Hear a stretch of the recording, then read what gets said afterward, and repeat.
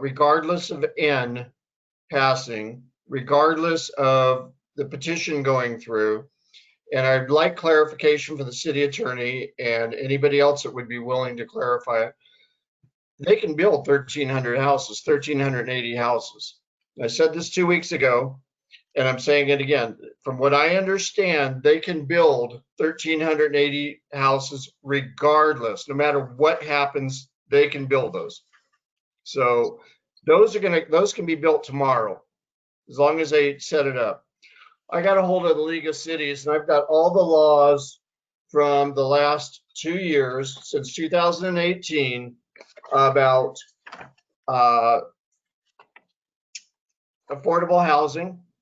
These are just affordable housing and additional dwelling units, basically granny flats. So here we are with all these laws being told us we have to do them from the state of California, and they're demanding we do these. They can take this 1,380 houses, they can add 2 additional dwelling units, nothing we can do about this. And they, at that point, we're at 4,000, along with it, that's 2,760 plus the 1,380, you're at 4,140. I brought that up last time and I kind of dropped it. Well, today I'm not going to drop it. Today I'm going to bring it up. I want to know from somebody, opposition, regardless, will those houses go in? So if N passes, if the petition going on right now passes, what happens to those houses? From what I understand, they can put them up tomorrow. We have no fire department, we have no sheriff's help, we have no road help, we have no 52 help. So we just get 4,000 houses and they just throw them in there and say, thanks, see you later. Then the other part of that is they can put a bus stop up there, and similar to what we have at Town Center. If you look at Town Center, call it a hub, go down to MTS, divert the 834 bus, run it up to Fanita Ranch, run it back over to Town Center, and now we have a hub. Well, guess what you can do with a hub? You can put affordable housing in, because it's a half mile from there. Well, what happens if Fanita Ranch just gets ticked off, to put it mildly, puts 4,000 affordable housing to go with 4,000 of the automatic they can put in now? You're at 8,000 units. So I guess my question is, how do you defend that? Where are we with that? There's no proposition that'll defend it from what I understand. And I'm asking Sean, Melanie, or Marlene, or Stephen for that matter, to give me an answer. Sean, do you want to address that?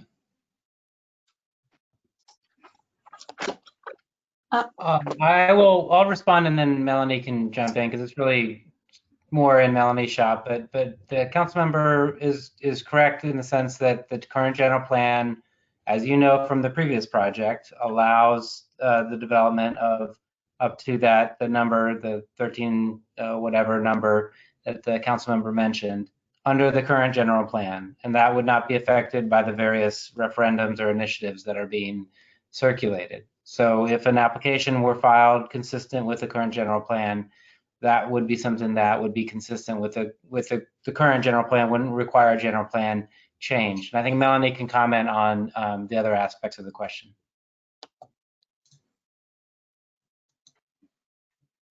Thank you, Sean.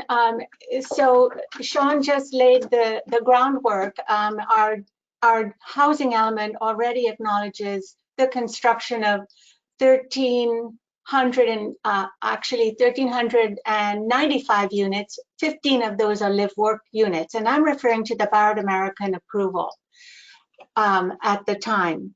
So because it's in our housing element and in our general plan, it is allowed, and there is really no rationale for denying that without making extreme findings, unlikely to be made.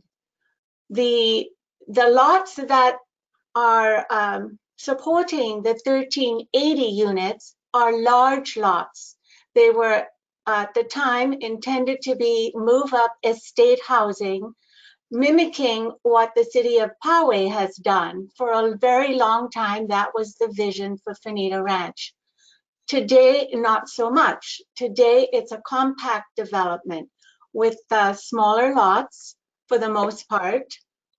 We do have lots that in Fanita Ranch could conceivably add, even with their approval, accessory dwelling units if there was room for that. But certainly under the Barrett American Plan, it is conceivable that a property owner would like to put 2 additional dwelling units on the property. As Councilmember Hall said, granny flats, we call them accessory dwelling units. And we as a city would not have the ability to deny an application for an accessory dwelling unit under state law.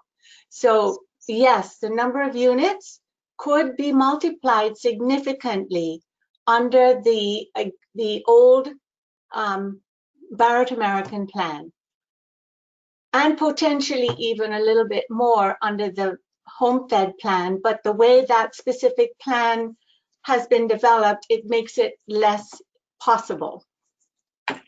Okay, could you elaborate on SB 35 and affordable units if there's a hub there?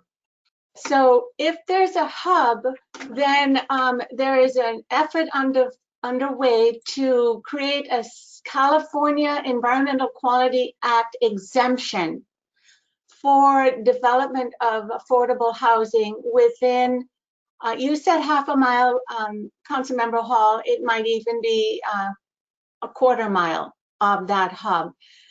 Either way, it would be possible to increase the density around a transit hub.